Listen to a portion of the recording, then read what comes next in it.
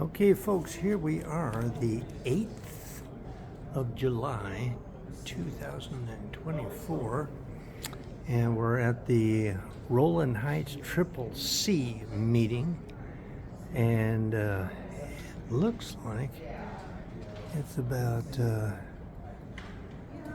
6:45, 6:50, and we're gonna head. Here's our CHP guy. There we got him on.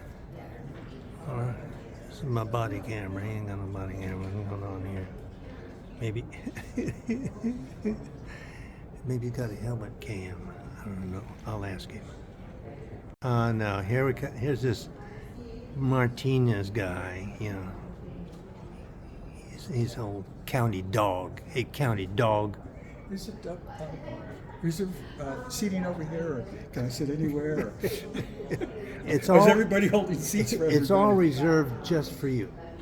Okay, nobody else. Hey, do you have any 6-foot tables? 6-foot tables. You Yeah, mean, like those they have over there. I do believe I have one that's not being used. Can I borrow it? Sure. Okay. When you get ready to leave, I'll follow you to your house. Okay. Sounds good. All right. All right. And as I'm moving my upstairs office downstairs, and we're kind of all that sort of stuff. Hey guys. I thought you were moving. Cindy had enough. Yeah. Hey, Okay. that homeless guy is back over there on the corner of Kalima and Nogales. Yeah, he's up in there. And you know something? Other than He's bigger and more stuff. yeah, they probably hooked him up there, you know, got him a place to stay and all that sort of stuff. And there was another one that was occupying a bus bench as we went to Costco. So what I'm going to do, I think I've already told you, I'm just doing videos now. I remember back in the 70s,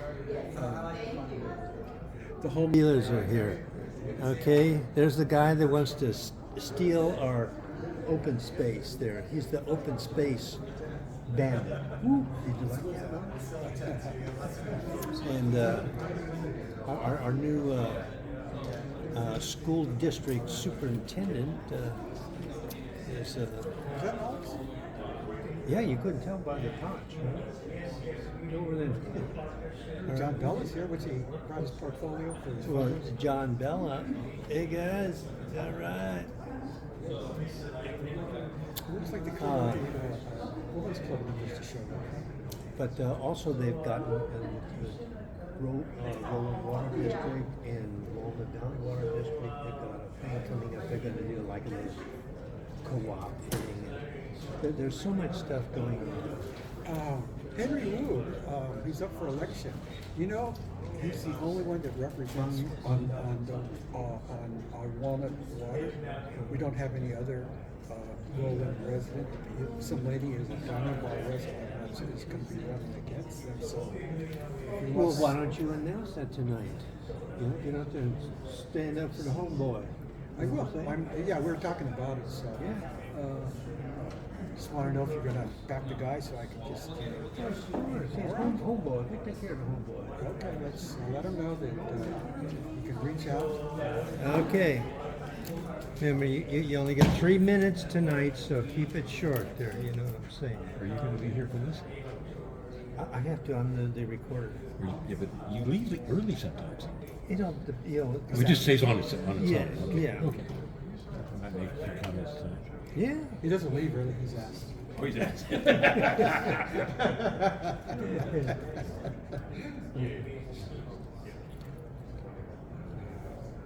What time you got there? You don't wear a wristwatch? I'd look on mine, but I got my camera going here. Okay, there we go. Okay. Now, what has the Dirty Dozen arrived here? What did you say? 7:02. 7:02. Let's get this the ball on the road here. Hey, what's happening? I know I shouldn't have asked that question, but things are happening. Things are happening. Just a matter. I just went by Otterbein. I seen The property on the east side looks like it's well kept, but now I did notice all the way farther by the fence, it looks like somebody's moved in. So and as my wife has told me, I only have limited time to donate to the cause. And if you got to start watching my YouTube channel because day before yesterday, I put up a 58-second film on it. In 3 hours, I had over 2,000. For me, 2,000 hits. That is like 2 million for other people. No, You know what that's I'm a lot. saying? That's And picked up 3 subscribers. Ooh, not so bad. Yeah. Yeah, and there's more coming out because things are going to be changing. Well, let me ask you this: have you heard about Supervisor Han's plans? Plans for tomorrow. Well, for the county, for November, but what they're going to be talking about tomorrow. Oh yeah, I went over. Matter of fact, I have a list of about 8 items to get. One's going to be a bond issue for the school district, okay, and then there are other little things with the probation and the kids and all that sort of stuff. So it was no, I didn't bring that list with me, but yeah, there's a bunch of stuff on there that could, and I'm researching as to this new type of bond. I had not heard of it before, but I'm doing my research and so forth, and talking to those who do them, because I used to look at SSH to this when I was doing this, and anymore. Gotcha. Okay. Yeah. Lots of stuff going on, and see this right here? That's not me. You need another butt? Nope. Let me look at this. That's where it goes in the states. I assume you're talking about the state budget. Well, you think the county, they're coming, we're going to do new things for the kids in lockup and so where's this money coming from? You know, you can't support Lasha for you. That's it, right? Yeah, so there's no money. Where are you going to get the money? And you heard my little bit about the 0.5% tax. Come on, let's get some. We're becoming people revere, really, 13%. Well, that's the cap. So Yeah, at least you guys don't have to worry about that anymore. Gonna have to cap out. Yeah, it's like wrestling. Gonna have to cap out. No, that's tap out. For the UFC, I think it's tap out. Yeah. Good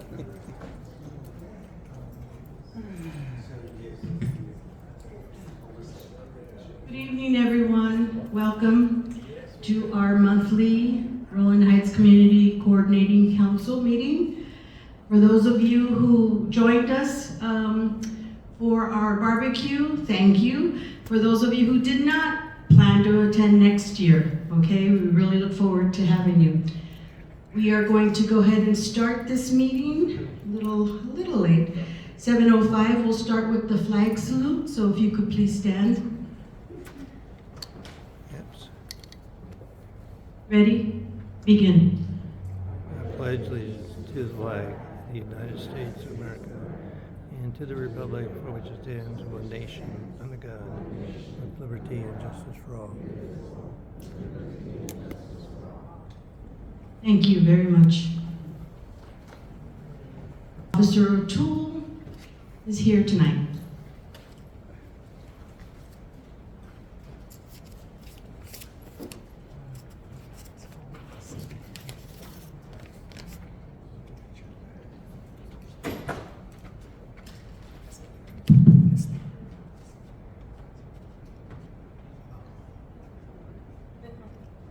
Good evening. Springs area. Don't have a whole lot to report. Punch you up. This coming Friday, we have another graduating class at our academy in West Sacramento. We are getting 4 cadets out of that, 4 new officers out of that class to continue to fill our office of new officers. That's 24 for the year. We're very grateful for it. This year, just a small piece of the pie of the whole state of California that needs officers. So for us to get 24 in an office that is supposed to have 130,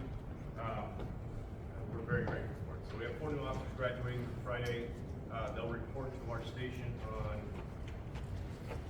following one, I think it's the 22nd or 23rd. Better? Okay. So with that, like I said, we're starting to gain some momentum with new officers coming in and gaining hit ground with getting some more officers out there on the road. Just a real quick story. I have a fun story, I should say. In our academy, we're taught the saying, improvise, adapt, and overcome. So these officers take it to heart when they go out to the road. Last month, we had an officer on the 605 freeway witness a traffic collision. He was working an investigation of a traffic collision already. About 100 yards away from me, he observed another traffic collision. The party at fault for the traffic collision, her and her passenger, take foot bail from the car. They run down the embankment into the San Gabriel riverbed. Our officer puts out a description of the people, everything he sees. We got officers in the area. They quickly capture the female driver. She comes up with a story that she was being kidnapped by the passenger. And so now we're trying to find the passenger to confirm the story. Put out the description of the passenger. Some officers captured the passenger. At the same time, a male fitting the same exact description is running down the riverbed. Our officers are in foot chase with this individual, knowing that they're not going to catch up because he's got a good head start on him.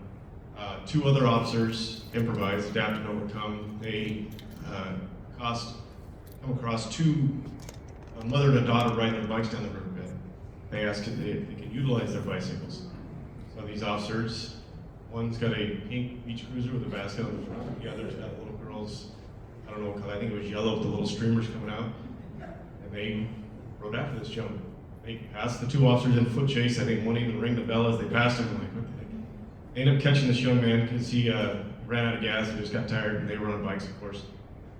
Come to find out, this guy wasn't involved at all. He saw the cops in the area, he was on parole and had warrants, and he was scared. So if he would just not did anything at all, he probably would have never got caught, but he saw the cops and he started running anyways. Our officers improvised, adapted, overcame. They borrowed some bicycles and gave them back unscratched, unharmed. All three people went to jail. Come to find out, the driver was under the influence of alcohol as well. So you guys caught the bad guys, and it was a pretty funny story overall, so it was really nice. But with that, I'll take any questions, comments, or concerns if anybody has any.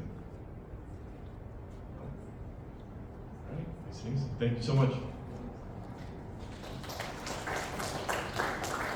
Today, we got off easy. Okay,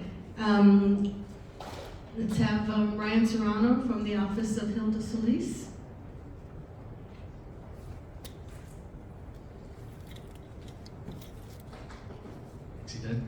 Good afternoon, everyone. My name is Ryan Serrano. I serve as Deputy District Director for the Office of Supervisor Solis.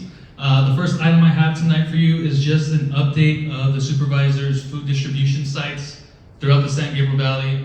We have been getting quite a lot of calls from some of our senior community saying that they're in need of assistance with food. So if you know anybody, please share this information with them. The next item, I believe I shared on this last month, but there's an update. They are not having the July meeting at the Rowland Heights Library. It's actually going to be at the Whittier Library. July's meeting will be about the war on drugs. So if you want to hear more information about that, that'll be on July 13th. We also have some concerts in the park that are sponsored by Supervisor Solis. The next one coming up is actually on the 10th at Pathfinder Park here. And then there's two more dates after that on the 17th and the 24th at Carolyn Rosas. If concerts aren't your forte, we also have some movies in the park as well. Those dates are the 13th, the 20th, and the 27th. That's going to be Elemental, Teenage Mutant Ninja Turtles, and The Marvels. And last but not least, save the date for August 2nd. That's a Friday. We will be having our National Night Out. This is going to be a regional event in partnership with Industry Station, Walnut Diamond Bar Station, Santa Fe Springs, CHP, as well as Baldwin Park CHP. So, great event planned. We're going to have the mobile command unit out there. There'll be rock climbing for the kids. Also, a backpack giveaway and diaper and wipes distribution. So, a lot of great stuff for the family. Please do come out. And with that, I'll take any questions. Yes, Roy. Let me get to the microphone here. This last month, you canceled the meeting a public hearing, if you will, about the property building situation over by our Royal Oaks Golf Course. And we assumed, I thought I'd read that they were going to reschedule for this month of July. What's the status on that? Yes, thank you, Roy. So the Board of Supervisors did not cancel the hearing, but there was a request made by an entity to have some documentation addressed, and so they pushed that public hearing to July 24th. We made accommodations with park staff to have a viewing party here, and we will, SD1 staff will be in attendance as well to assist with any folks that are looking to provide public comment during that public hearing. So that's the 24th of this month, That's correct, sir. this year. Thank you. For the time being, yes, sir. Any additional questions? Going once, going twice, going for a long three, so they get back up there. Thank you, everyone. Wow, we're just moving right along here. Okay, we have Lawrence from the Parks.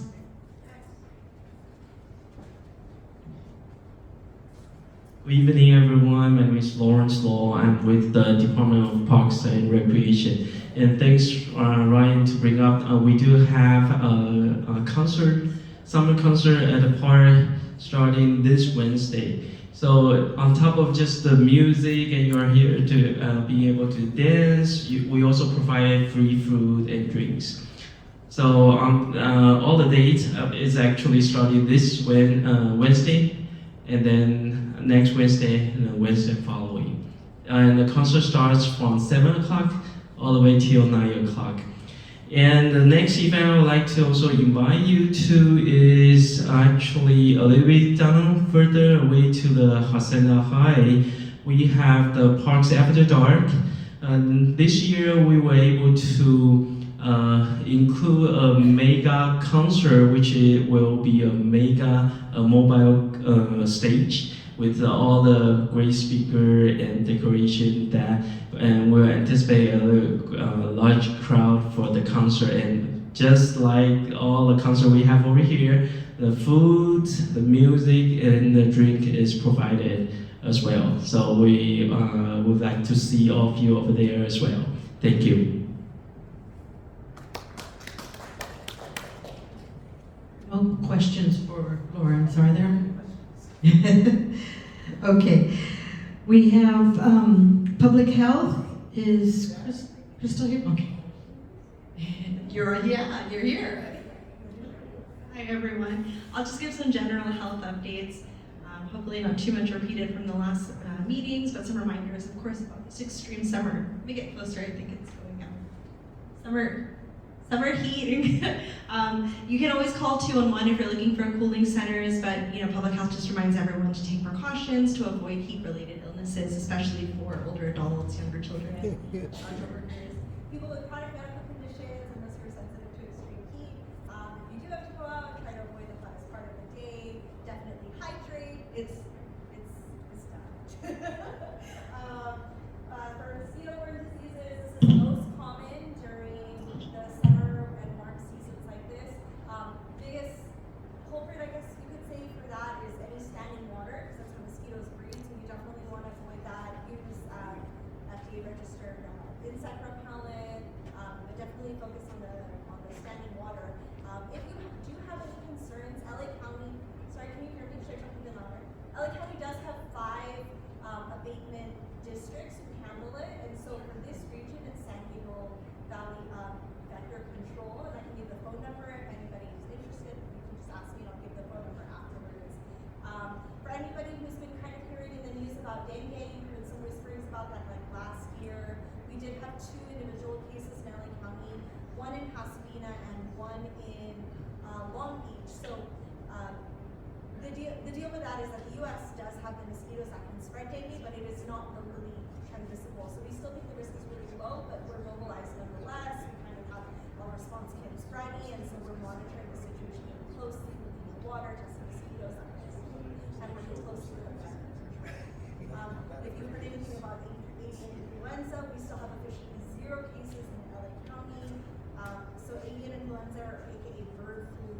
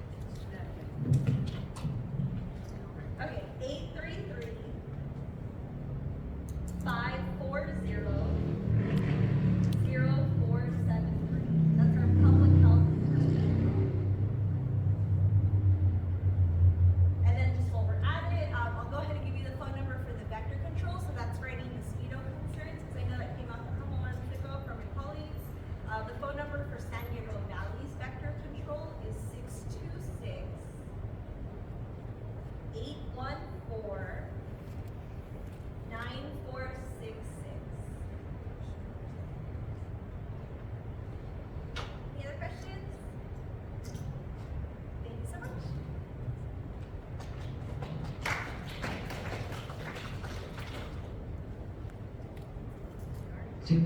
Oh, there we go. Okay, from Congressman Linda Sanchez, Ulysses Chavez. Thank you so much. Good evening, everyone. I hope everybody's keeping cool. A quick update. We just want to make sure we invite you to our annual senior fair. So that is going to take place on Friday, August 16th. Let me get the correct times. 9 a.m. to noon. So we will have more information. I wish I had flyers, but we're still ironing out all the details. So if you follow us on our socials at Rep Sanchez, you can get more information on the transportation, all the resources we're going to have there, as well as any questions and concerns that you might have. It's a really great event that we encourage you all to come out to get all of these resources that we find will be helpful to you. So feel free to reach out to our office. You can collect my card after, or again, follow our socials for any updates on that great event. Thank you. Any questions for the office of Linda Sanchez? Yes. Where is it? It'll be at Cerritos College this year. And then we will have transportation from various different locations, so there should be one close to your city. Just one very quick thing, and this was on Bill Maher, so it's not just me making this up here, that starting, I believe it was this last month, that all males 18 to 20 something are automatically signed up for the draft. Are we aware of that? And the question the bill put up is there are 200,000 women in the United States military. Why aren't we drafting today? I don't have a but I'll go ahead and relay that to the Congresswoman, and then if you follow up with our office, we can go ahead and get you a response to that question specifically. Thank you. Alrighty. The office of Senator Bob Archuleta, Kyle Miller. Is Kyle here? Didn't see him walking. Okay, the office of Josh Newman, Nathan. Nathan is not here either. And Assemblywoman Lisa Calderon. Nope. Rowland Unified School District. I see several people from Rowland Unified. I guess it's. Thank you, Yvette. Good evening, everyone. My name is Kevin Hayakawa. I'm a board member for Rowland Unified School District. We have a couple of exciting things to share with you all tonight. First off, we are very excited to congratulate our students who will be walking across the stage during our high school graduation ceremony this upcoming Friday, July 12th. And these additional graduates will be in addition to the 920 class of 2024 students that graduated from Nogales, Rowland, and Santana High Schools on June 6th, who combined earned millions of dollars worth of scholarships and will soon be heading out to attend various prestigious colleges and universities throughout the country. Here are just a select few highlights of some of our class of 2024 graduates. First off, valedictorian from Rowland High School, Raider Alan Lee is headed to Princeton University. Rowland High School salutatorian, Raider Edward Lai is headed to Yale University. Rowland High School Raider and Edison Scholar recipient Ruby Wu is headed to Cornell University. And then Rowland High School Raider and U.S. Air Force ROTC scholarship recipient Kylie Mendoza is headed to USC. Over at Nogales, valedictorian Noble and Gates Millennium Scholarship recipient Juan Fregoso is headed to Harvard University. And for those who don't know, the Gates Millennium Scholarship is basically a full ride to any four-year university of the student's choice. He's going to a very expensive one, so money will be put to good use. And then lastly, NHS Noble Julian Reynoso is headed to UCLA, my alma mater. Second, we have many different summer learning opportunities. So our traditional summer school is almost over at the end of this week, but we have many students who will be participating in summer enrichment classes and field trips. We are very excited to be able to offer extended learning opportunities and enrichment to our students and families, particularly K through 6. Do you know a family who is in need of support to support their child with success in school? Perhaps they need assistance with school clothes, supplies, or backpack, or other necessary items to start off the school year for success. If so, please have them contact our FRC, our Family Resource Center. If you yourself need support registering your students for the 2024 to 2025 school year, please contact our Student Services Department. I'm also going to read the phone number in just a second. So that's going to be area code 626-935-8281. We are happy to support any families and students. And then lastly, it's like summer is almost over already. The first day of school, first day of class is coming up very quickly on Monday, August 12th. We are very much looking forward to welcoming back our students for the 2024 to 2025 school year. Please plan extra time for your commute, whether you'll be dropping students off at schools or not, as we always experience an increase in traffic and pedestrian activity at the start of the school year, particularly for students and families who are starting at a new school, which is really, really exciting. And even just as a regular community member, please always drive safely and yield to pedestrians. And I also wanted to take this moment to introduce our brand new superintendent, Alex Flores, on the back row over here. Alex, do you want to give a little wave? He's again our new superintendent. He's not exactly brand new to us since he's been with the district for over 9 years now, first as assistant superintendent, then as deputy superintendent of administrative services. Now he's our superintendent.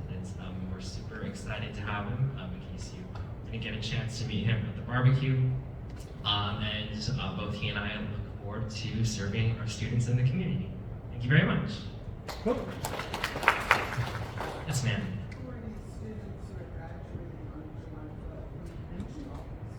Yeah. So these are students from any of our 3 high schools, Rowland, Nogales, and Santana, who are just missing that one class, or maybe even one semester from one class in any of 9th through 12th grade, to get that one extra graduation requirements in. But as of Friday, they'll get to walk across the stage, and then their GED, their high school diploma, will be exactly equivalent to all the other students'.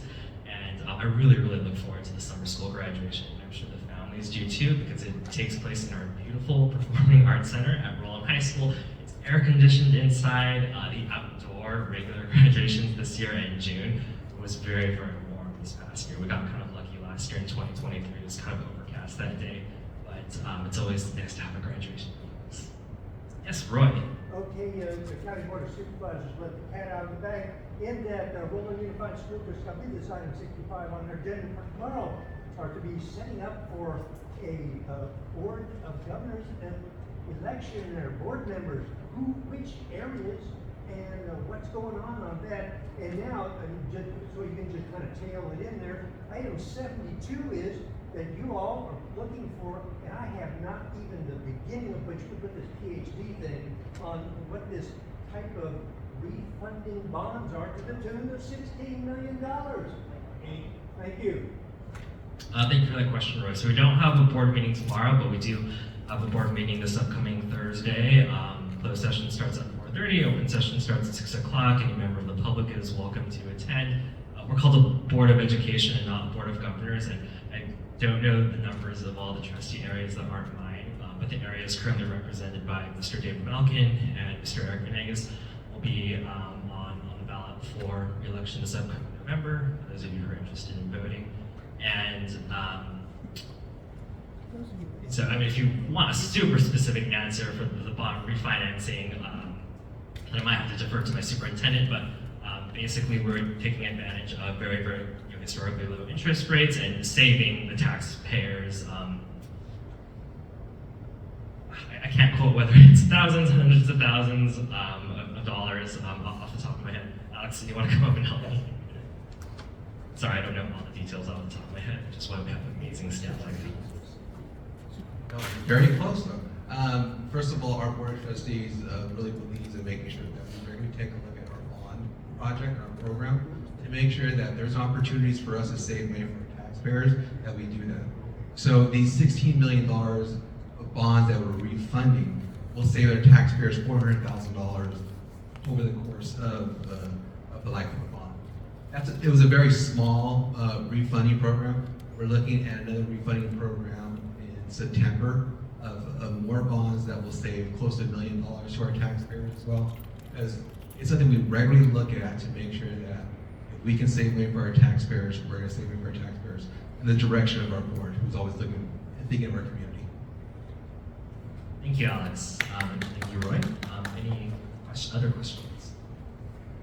Okay, I'll turn it back over to Yvette then. Thank you, Kevin. Okay, let me get this agenda back up. Okay, Jill. There we go. We added from Mount San Antonio College, Jill Dolan, the Public Affairs Director. Thank you for coming. Only public affairs, no private affairs. Usually you hear from Trustee Judy Chen Haggerty, but she asked that I would here tonight. As you know, I don't want, since you'll be hearing from Chief tonight about fires, I just wanted to remind you that Mount SAC last year started a wildland fire technology certificate and degree. So that's training firefighters to handle exactly the kind of fires that we've been seeing erupting all over the state. And we do work with the Forest Service and other agencies to make sure that the curriculum meets the needs of the fire department, the fire service. I also wanted to let you know that the college will be starting a non-credit licensed vocational nurse program in January and a bachelor's degree in histotechnology in spring 2025. So histotechnologists prepare tissue samples for microscopic examination by using chemicals and dyes. So if you've ever had a mole removed or had to have something, a piece of tissue looked at under a microscope, histotechnicians or technologists, they are the ones that are actually preparing the tissue, slicing it and putting it in between the two glass slides. So we've had that program at Mount SAC for some time as an AA, but now even as a community college, we're able to offer that as a bachelor's degree. I know that this is already starting this Saturday, but you can learn the discipline of Japanese Ikebana flower arrangements for 6 weeks. That's held on campus if you're interested. And also with the hot weather, I do want to remind you that our wellness center and our beautiful aquatics complex is open for use by the community. So if you want to take a dip in a pool, you don't have one, you can come and pay $8 to use our gorgeous new pool. On the table over there, I did leave some brochures about our short-term vocational programs. If you or you know someone who's looking to change careers or just learn a new skill, many of these programs are free. For example, you can become a pharmacy technician, a physical therapy aide, all just by being in class for about a year. And there's such a high demand for all those health careers. Lastly, as you know, last year we had Dr. Martha Garcia started. And so since she's new, she wants to hear from the community about what you would like to see the future of Mount SAC be. So I left some of these brochures up front for you. I also brought pens. If you'd like to fill them out, I'll wait, but there's also a QR code. So as you know, Mount SAC is your community college as well, so we want to hear what things are important to you. And some bragging points, I don't know if you heard, but our pool was serving as the training ground for the USA water polo teams. So they're off to the Paris Olympics, where we were happy to host them on campus. And stay cool. Thank you. Does anyone have any questions? See? Oh, yes, sir. Information from Paris, France, right here.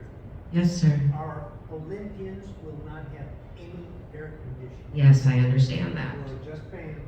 Okay. Thank you. I wanted to keep it short so Chief can get started.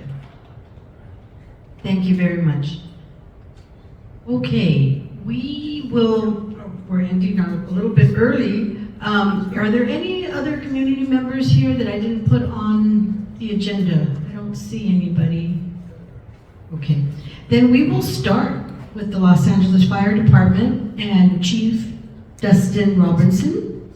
Well, first, I went to Mount Sax Fire Academy. Ooh, there you go. What a coincidence. But I was there, but I didn't realize I was like a bold speaker, but I'm glad because I talk a lot. I have a lot to say anyway. I've been in these and it goes one or two ways. They push me along because they got an agenda they got to stick to, and I'm talking too much, and then I go really fast and I'm going to finish one way or the other. I'm too slow sometimes. So, I'll pass this out real quick. So this is the Ready, Set, Go packet. This is what I'm going to talk about to get us started. I got a couple different things I'll go over, but you can just pass that. Pass it. Oh, watch that. I'm going to make this quick. I'm just going to go center aisle. But I got more than this, so maybe I'll use you on the next round. Two, and one.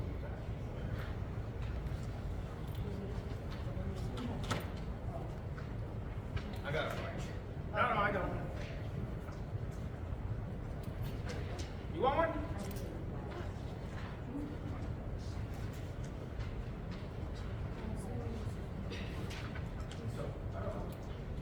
Yeah, that's the one. That's the one.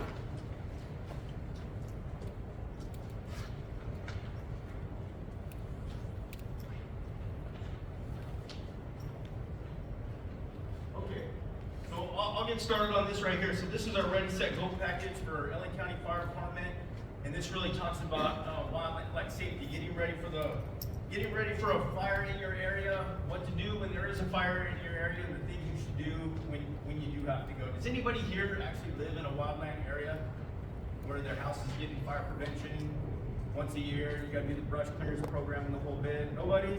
Okay, so a lot of this won't pertain to you, but I'm gonna explain some of this stuff anyway, just to help you understand maybe what other people go through. But I guarantee most people around here live within a mile of the brush, right? So I mean, if you're in Rowland Heights, you're within a mile of the brush. And one of the main contributors to a brush fire is embers.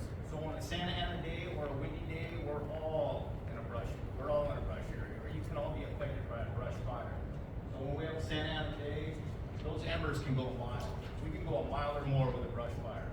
And when you see those brush fires on TV, like you'll be watching TV, you see a big fire on the news, and then you see big spot fires ahead of the main body of the fire. And some people think that there's multiple fires going. It's really not. It's really not multiple fires. It's the main body of the fire, which embers have got way ahead of the main body of the fire and created new fires. Eventually they all merge together, but I'm just hoping you understand what wind really does to a fire. It's, on a Santa Ana day, it's easy to predict where the fire is going because it goes with the wind, but they're super hard to control because of the wind. So I'll go over some of the things that, if you don't live in this area, if you don't live in a wildland area where every year these people get a notice in the mail in February, and it's a big deal for people who live in these communities, do the brush clearance program around their homes. So a lot of this is going to talk about that, what they need to do to prepare. So the next slide, please. So I spoke about this. So embers can travel a mile or more. And after a brush fire, you'll notice that, well, you might not notice, but in the communities where they have a big brush fire, like in Malibu or up in the desert or Santa Clarita, we'll be in those areas after a big fire for up to a week after the fire's over. And a lot of it is just cleaning up and making sure that fire is really out. Because I've seen fires, I've been on brush fires where the fire hasn't been anywhere around for 3 days. And then all of a sudden this big house just catches on fire out of nowhere. And all it is, it's an ember that gets into the attic and it festers around, and it takes a long time, but once it gets that house going, now we have a house fire. Most people are like, wow, how did that house catch on fire? There hasn't been a fire around here for 3 days. It's the ember. Or it's the little creeping grass fire. It's just smoldering, and it's slowly creeping, and it gets up to the side of the house after a couple days, and now it catches the house on fire. So those are the other reasons we stay in areas for up to a week after a fire, sometimes even longer depending on the size of the fire. And what we're doing is cleaning up around those homes. Okay, I think I've cleaned up the embers. We'll go to the next. So in the communities that do have the brush clearance program, they would be very, very familiar with this right here. I'm actually glad many of you live in that community because it brings a lot of hostility out to some people that clearing they have to do, because it is a big deal for them. So there's 3 different kinds of clearance, and really all we're trying to do with that clearance around their homes is slow the spread of a wildfire. So they have good clearance, it protects their home, but really not just their home, because some people don't want to do the clearance and, yeah, I don't care if my house burns down. Well, your neighbor cares. Because when their house catches on fire, then it's just more embers flying, and we have other houses that are in danger of catching on fire. Sometimes it's not the houses that are butted right up to the mountains. It is a lot of times, but those houses can get houses going their blocks away, and nowhere near the hillside. So it is a big deal. Okay. Yes. Do you know in the grocery you talking about the Vents. Oh, I'm gonna get there. Oh yeah. Yeah. You know what? There's like 11 of these slides, and if I don't touch on something you have a question of, give me at the end and I'll answer it for you. But I'll probably talk about more than we see on the slides because I can't help it. So defensible space. So some of the things that we're worried about, and this is where embers come into play too, was when you create that defensible space, you're moving stuff from your house that can help get your house on fire. So it shows the guy on the top mowing the lawn. That's kind of a weird one, but it's in the book because I've never seen a green lawn catch on fire ever. So I'm pretty sure that one won't happen. But the one next to it, that's your gutter rails alongside your house, and those gutters, they get all filled up with leaves. Even people who don't live in wildland areas, you get pine needles in them, you get leaves in them. And if those catch on fire, it catches the paper underneath your roofing material on fire. And pretty soon, that becomes an attic fire. It can take days for that thing to get going, but once it gets going, that gets into your attic, and now you have a full-blown house fire. The bottom left corner, those moving buildings around the house, outside of being a good containment zone for lizards and stuff, that is a fire hazard because of all the dead needles and brush that gets into there. If ember gets in there and it catches on fire, it becomes a house fire. It's a danger to your house. And it shows the guy at the bottom right, limbing up around the house. That's really just keeping those limbs, and dead brush, any pine needles, anything away from the house. So he's limbing up around the tree. He's cutting up from the bottom of the tree to make sure those creeping ground fires can't catch any hanging leaves or branches on fire, so they lift them up off the ground, get them away from any chimneys and from hanging over your house. Okay. And this one right here, so this shows a house that has good things going on and has bad things going on. I'm gonna climb up. Just so I can point some of the things out that I'm talking about. So this house has good things. Some of the good things of this house right here. So one of the things you want to look for, I think the gentleman was going to bring up, is this vent right here. Every house has a vent if they have an attic. And some of those vents, when the house builder puts them in, they're about 1/8 of an inch. If I lived in a wildland area, you can make that, you can make it like a mesh screen, so it's down to 1/16 of an inch. And by that, you're reducing the chance of an ember getting in there. Because the same thing, if an ember blows into that vent right there, you might not notice it for a day or two, but you can have something in your attic just festering and eventually catching on fire. Another good thing he has right here, so that creepy little ground fire, it wouldn't do it on concrete, but some of these houses, they have creepy little ground fires, and it gets to the edge. If you have a stucco-sided house, it's just gonna go out. It's not gonna catch the stucco on fire. But if you have a wood-sided house, if this wood actually came out of the bottom or it was vinyl siding, it has a possibility of catching on fire. If it's wood, for sure. But even if this didn't catch on fire, this for sure is gonna catch on fire. So wood gates and fences right up to the house, not recommended. They recommend having you gotta get this away from the house. I think it says having it more than 5 feet away from the house. Attached fences. Over here, another attached fence. To make it even worse, down in the bushes to the attached fence. Another hazard, your garage. So aluminum garages, very few people have wood anymore, so that's good. And then another thing is making sure that black stripping that goes along the bottom of your garage flooring, if you haven't noticed it, I did one in my house, it's a nightmare to replace. Nightmare. But check it, and when you shut your garage, if you see gaps under there, then that does need to be replaced. But if you do have gaps, that means an ember can blow into there as well. So if you got stuff in your garage that can catch on fire, and this is not all the way to the ground, that could be an issue for you.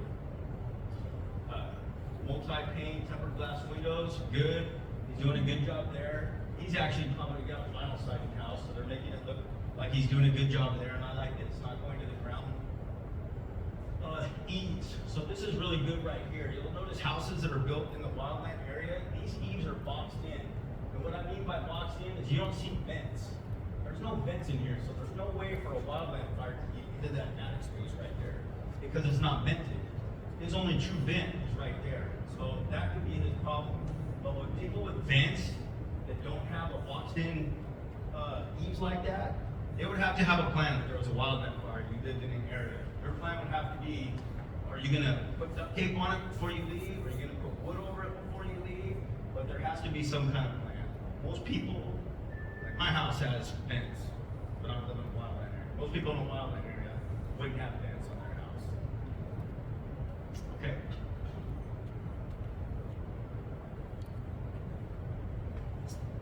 Okay, so creating a plan. So when they talk about the ready, get set, and they go, so one of them is creating a plan. You'll see it in that book. So each plan is unique to the family.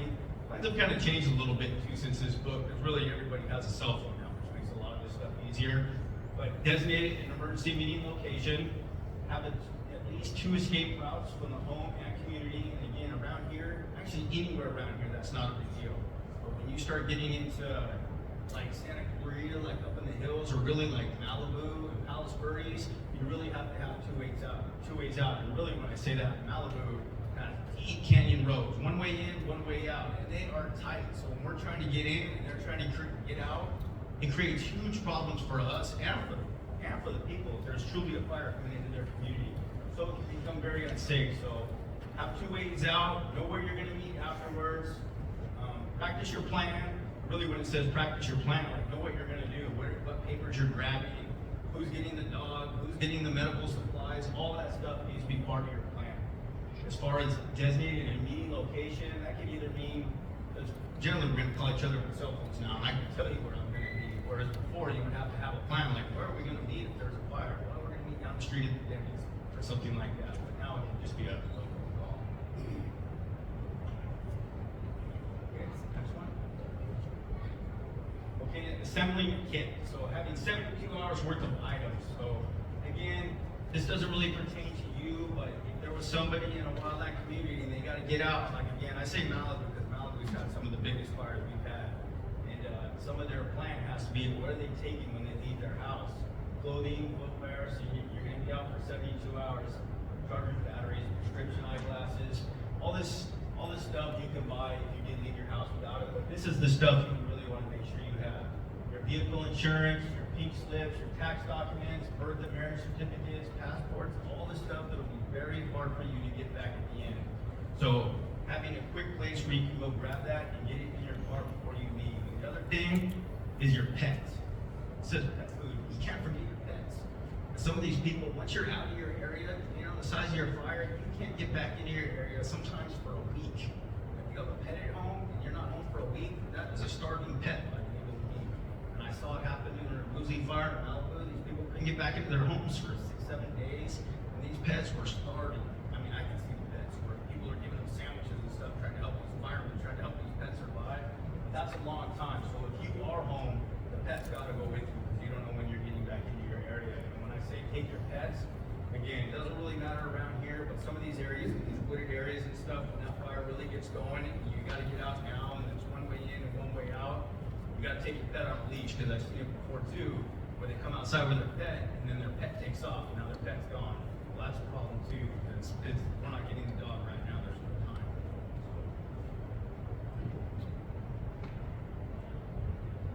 Communication plan. So create a poster plan where it can be found by everyone in the household, story copy in your emergency kit. So again, like this one to me, this is a lot of cell phone stuff. And during a major incident, phone lines may be down or overwhelmed, even like maybe like during an earthquake or something like that, but text messages generally seem to work where phone calls don't work. So always keep that in the back of your mind. Right? You got an emergency, not just a wildland fire. Text messaging seems to work pretty good.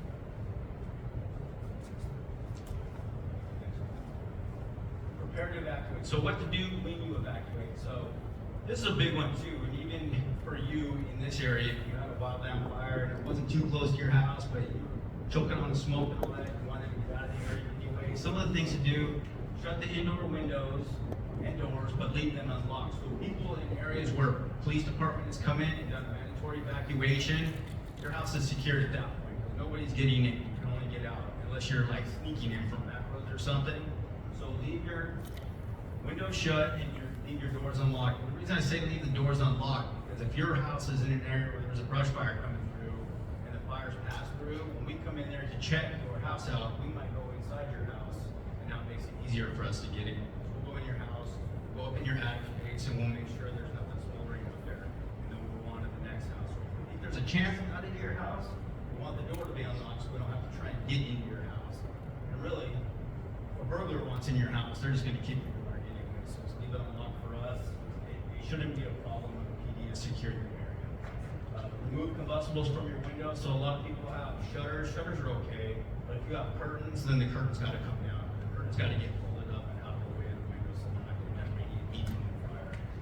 Furniture to the center of the room, again, combustible furniture. Furniture is made of all synthetics. Now, even house fires are a big deal with the furniture we have today. So if you have furniture up against your window along the side of your house and you live in a wildland area, that furniture needs to get to the center of your room before you leave.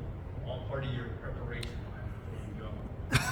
Indoor and outdoor lights on, and that's really big for us because in a brush fire, I'm sure most of us haven't been in one, but if you're in one and that fire's really going, it looks like it's dark outside when it's daylight outside. You can't see anything.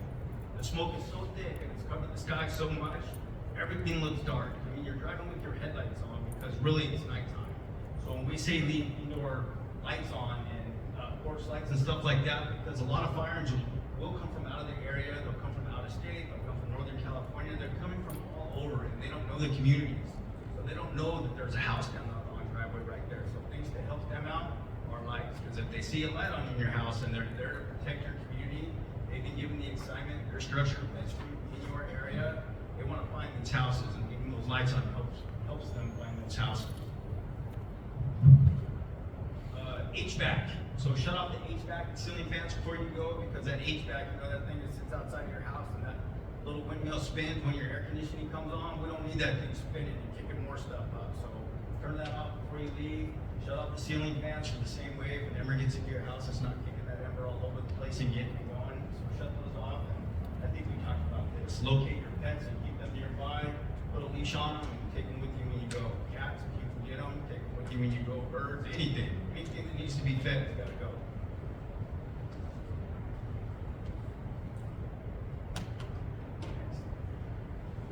Prepare to evacuate what to do outdoors. So when it is time to go, you make the decision as a family you're going to go, you load up your vehicle, you back it into the driveway, and you're loading up your cars, you're bringing in your flammable items or placing them in the pool. So if you have stuff outside, you have yard furniture with the fancy cushions and all that on it, it's got to go somewhere because it can't stay in the yard. It's for sure going to catch on fire when it ever gets on it, and that fire can lead its way to your house.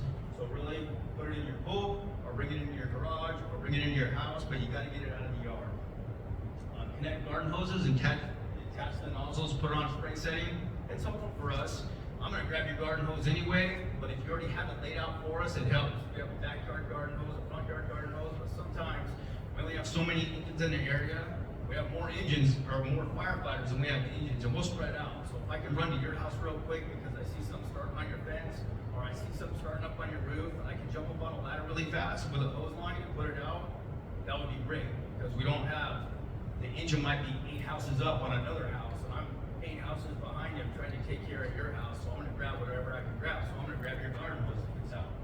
Placing ladders at the corner of the house, same thing. We have ladders.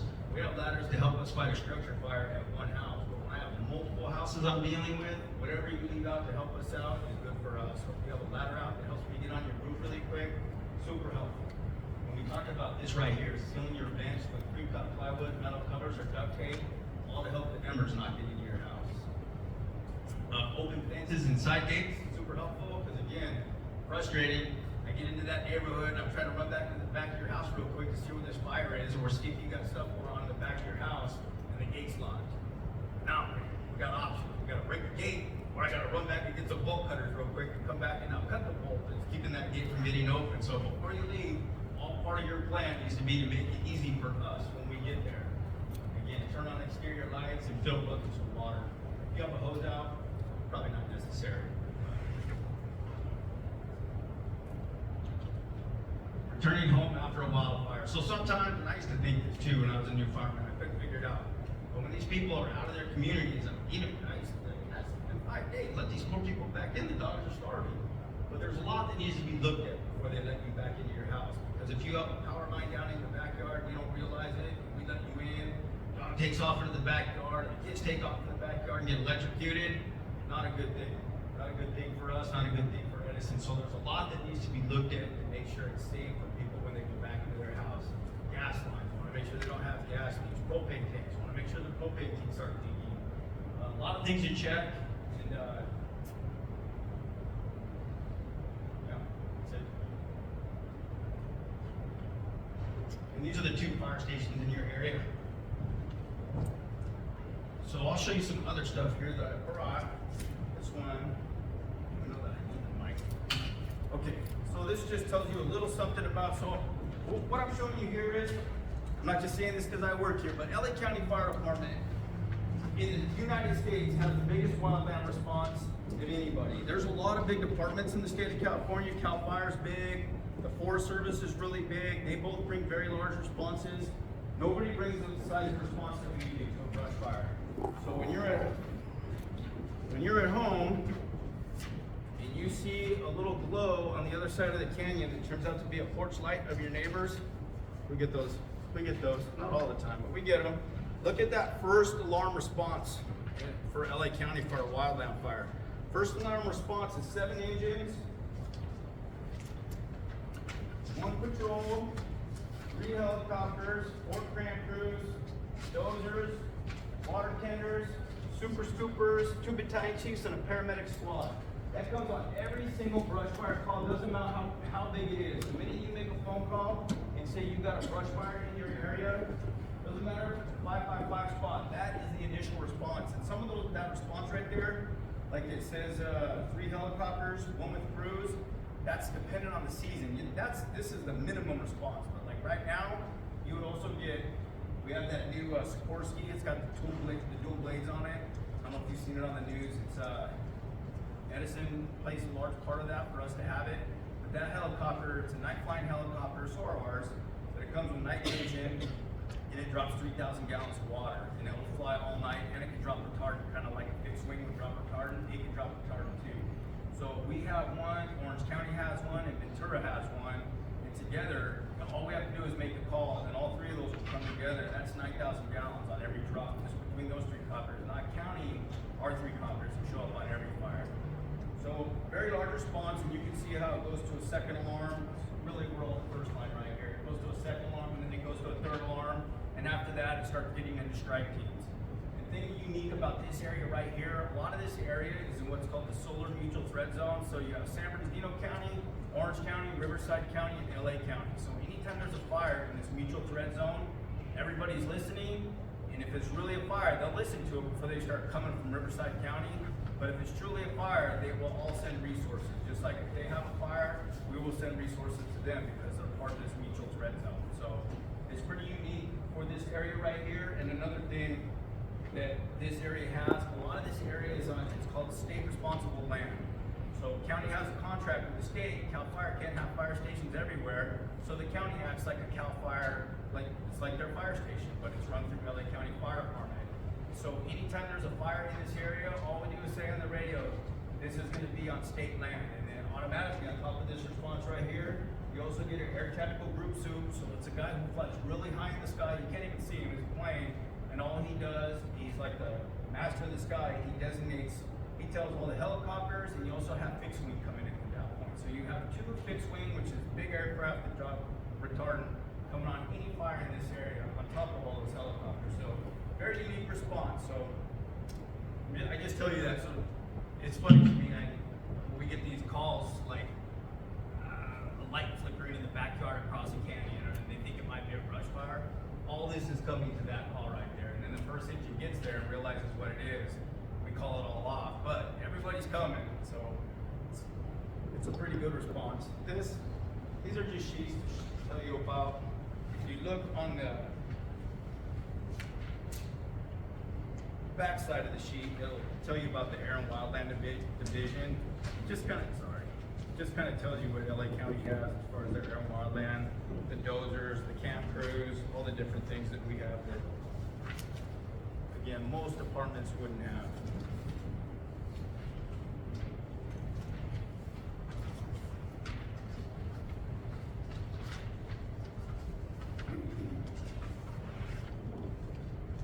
I don't think I said when I got here, I think I got too excited, but I'm the acting assistant chief in this area right now.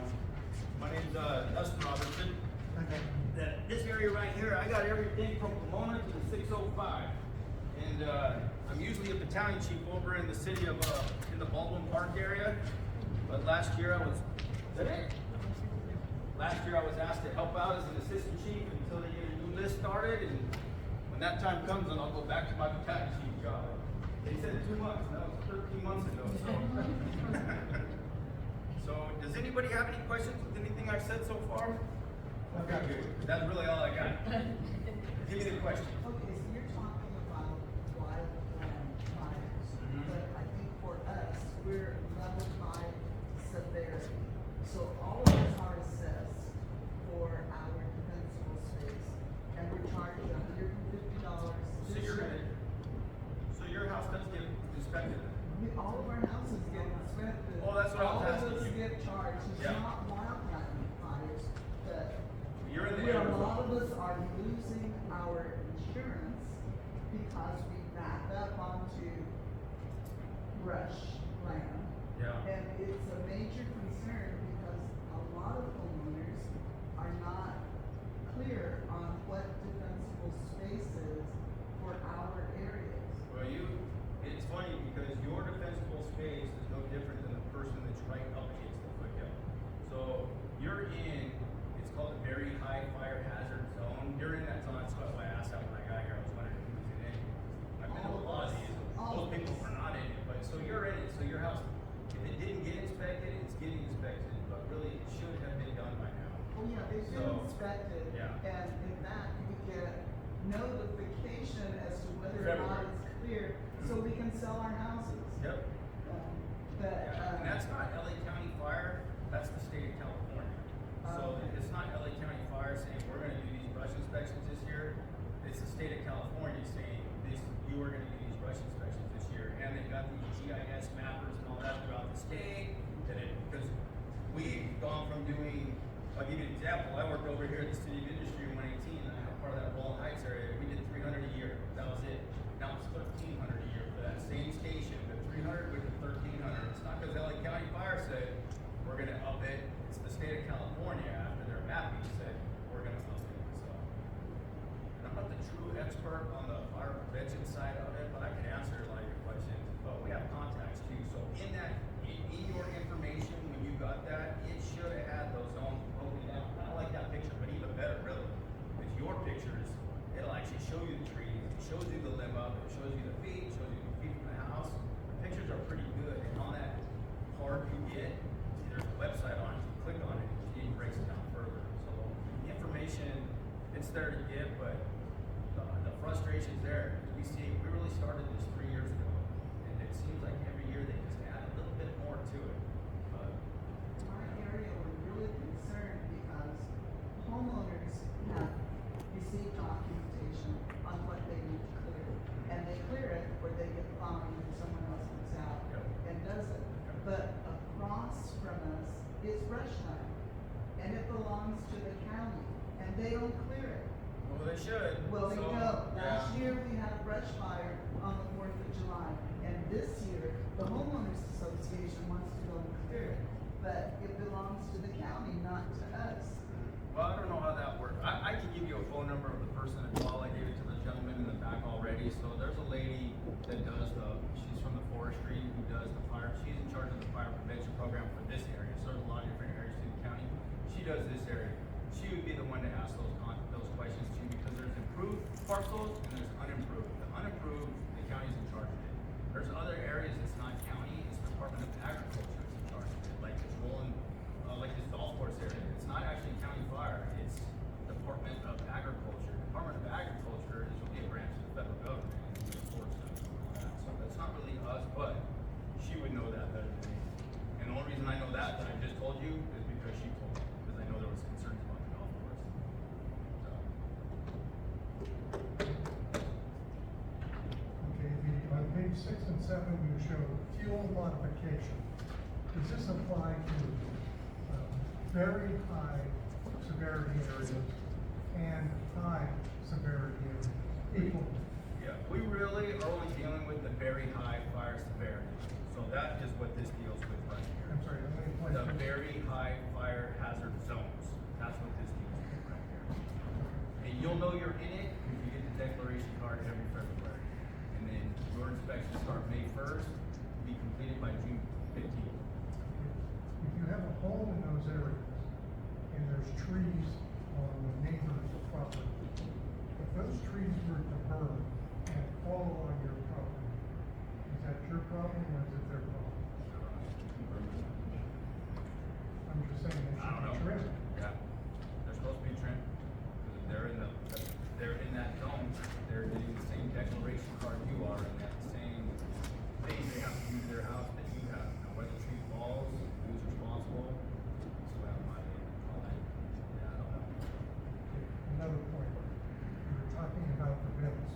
The what? The vents, the eave vents. Yep. They go under the eave, not the gables.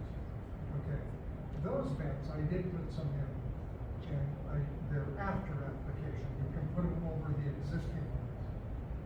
He mentioned 1/16 of an inch being better than 1/8 of an inch. Small, I'm just saying the smaller the better is really the point I'm trying to drive. I just wanted to say that I wasn't able to get the Home Depot or Lowe's, but I could get them online from the company, I don't know the name offhand. And I did go over that with William, or Bill Romo, who, I think you remember him. And he's captain or chief too. Okay, and anyway, I suggested that we use the 1/8 inch, and then when you paint them, that reduces the opening size, and it's still large enough that you're, I mean, it's the minimum size I think you could use. So I think we should be careful about thinking smaller than 1/8 inch open on those, on the vent openings themselves, you know, wide. Okay. Yeah, because they, you know, paint gives up thickness. I don't, I wouldn't paint them, I don't see that, well, you can paint them. It does, I don't know, I mean, you can paint them if you want, but those bigger ones, like up there, like the big ones, like the big gable vents that go beside your house, and they have the decorative covering going over it, I don't know why you would paint that vent, but. Yeah, those are, I'm talking about the. I know what you're talking about, you're talking about under the eave one, so. Those are. Yeah. So I have them in my house, but Okay. why not? Yes, sir. When you were talking about the embers and the flying and stuff, what kind of a temperature when you get 20 miles an hour, 60 miles an hour, how hot can these fires start? How hot can the fire get? Oh, thousands of degrees. I mean, so hot that we're not around them. The green tree would blow up. Yeah, we can't even get close. I mean, if you're in a forest fire or something like that, you can't get close. Isn't that pretty much what took Paradise out? The heat. There's a lot of heat. Embers that would blow ahead. Yeah. 60 miles an hour. Yeah. You almost can't stop a fire like that. You know where it's going, but it's hard to stop. Is it hot? It's hot. Well, it brings up an issue. I need to introduce myself. I'm John Bell. I sit on the Road Water District. As such, as an elected official, I think I'm the one in the room. I keep talking. I represent about 10,000 people in my district. Rowland has about 40 to 50,000. It was about a year or so ago down here at Paso Real in Colima. The old gas station used to be. There was a strip mall, strip of buildings there. There's Dr. Sam's Animal Hospital. Most of us probably remember that. You remember when it went up on fire? It burned up. It happened about 2 o'clock in the afternoon, or actually a little bit earlier. And I live behind that in the Rowland local estates. The fire comes from basically from these hills down that way. So if that had happened at 4 o'clock in the afternoon, when we get to 3 o'clock, 4 o'clock wind, those embers from that little fire, which is huge, would have rolled out into that community. So here we're sitting in the middle of a pretty civilized area, well built, everything, but we're not immune from these kinds of fires. And there's what went out there in Pomona, the same problem, took out a whole community about 4 or 5 years ago. So we're not really recognizing what we're dealing with. This is like, you guys are fighting a battle. And I want to commend you and all the police officers and the sheriffs too, that when I'm at home, feeling nice and comfortable in my house, You guys are out there at the front line. We should thank you. So you're doing a great job. But here's the question I've got. I looked at them on Google tonight, so I have the answer. Right now in the state of California, how many wildfires are going? A lot. 73. We get them every single day right now. 25 of those are what they call sustainable management. Does that mean the other 2/3 are uncontrolled? We've got 19 going right now. And here's where I'm going with all this. Getting on my soapbox a little bit. When I graduated from high school when I was in 1960. So I'm saying how old I am. Not young anymore. But at that time, we used to have fire watchers. We had towers up in these mountains. In these areas, we had fire watchers. We know they existed, but there probably been movies about these guys. They still have them. My dad does it. They're not very many. No, my dad does it. No, what I'm getting at here is that the last time I asked about them, these things are being replaced by electronic devices. So when you talk about this huge response, what kind of response time are we dealing with when we see these fires? For us? Yeah. For LA County fire, like what are our response times? You can't get all of this equipment on the road at one time, so you're gonna be going in waves. So your first responders, how fast can they get? No, that first alarm is all at the same time. So how long does it take to get there? Well, the aircraft comes from different locations, so obviously the aircraft takes time to get there, but everybody is dispatched at the exact same time. How long does it take to get there? It takes time to get there. I mean, obviously an aircraft has to fly from Van Nuys to here. It takes time. Let me ask this question. The air assets we put in CAL FIRE, are they better handled today than they were back in the 60s, 70s, and 80s? Are they better dispatched? Are they more working better at handling each other? You know that? The reason why I'm asking that question, there was an old urban, I'm going to call it urban legend. There was a CAL FIRE plane coming up the San Gabriel Valley. He had to see smoke over at Biscayne. He had a full load of water, so he called into the National Fire Service. He said, "Hey guys, I see smoke. I've got a load of water. You want me to drop it on?" He said, "No, we don't need your help." Now, I don't know if it's urban legend or if it's true. You can verify it or not. So that's what I'm getting at is, are all the agencies working better together than they were, say, 20, 30, 40 years ago? I would say yes. I would say every year we're better than we were. Every year. I mean, what we bring to a fire is better than it was before. What we have to bring to a fire is better than it was before. The aircraft's better than it was before. The capacity of the aircraft's better than it was before. Even our older copters, 360 gallons per minute. Now the majority of them are 1,000 gallons per minute. Some of them are 3,000 gallons per minute. We've never had that in a helicopter. The 3,000 gallons per minute, that's even in the last 5 years. So it's better. Things are better. And then as far as your tactical group supervisors and stuff like that, we get deep into the weeds where half that stuff I don't even understand when you start talking aircraft. But there is a supervisor in the air that monitors all those aircraft, and that is his job. So you have a helicopter coordinator who monitors the helicopter, but once that big guy gets on scene, he monitors everybody who's in the air. So and closing down airspaces and stuff like that, way above me and what I do, but it is all managed very, very well for what I think. What's that? I said, we hope so. Yeah, I hope so too, because I work for it and I like it, so I like it. What is your stance on the fireworks situation? What is my stance? Yeah, personally. As far as what? Do I like fireworks shows?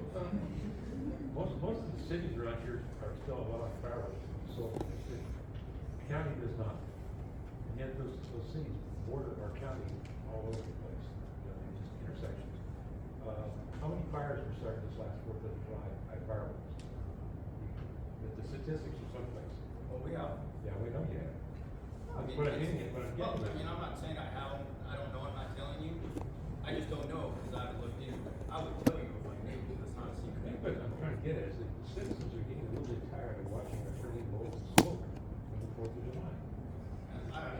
It's a county problem, but since we've got county representatives here, you guys need to go back to Solis and all the rest of them, and say, this needs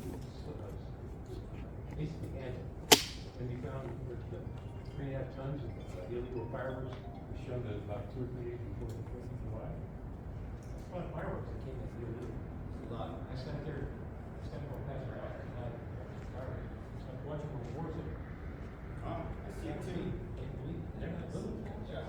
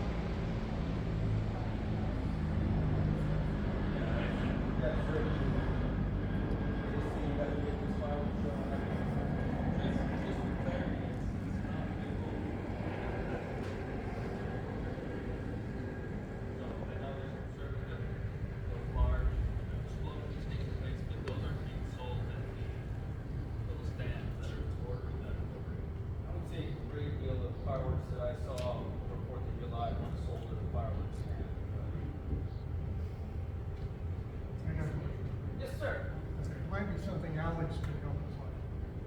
At the Rowland High School in years past, we had fireworks. But we haven't had any for the last couple of years. You know the reason? I have zero to do with the fireworks shows. No. Maybe our new superintendent knows.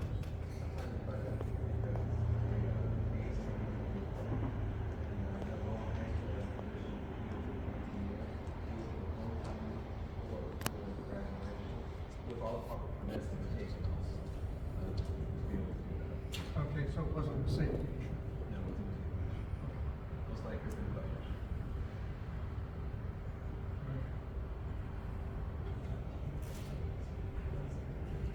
I thought we had fireworks. I'm sorry, what did you say? I think we had fireworks.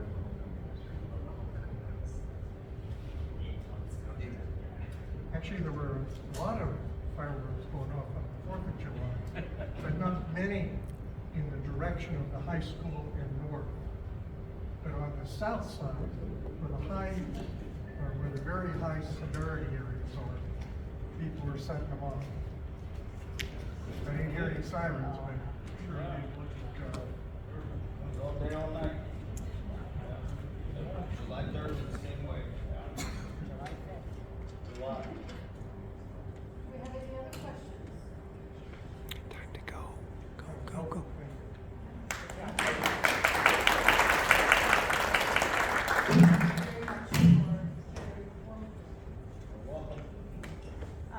That's all on our agenda. Is this time, do you have any questions, anything you want to hear about? Anything you'd like us to get,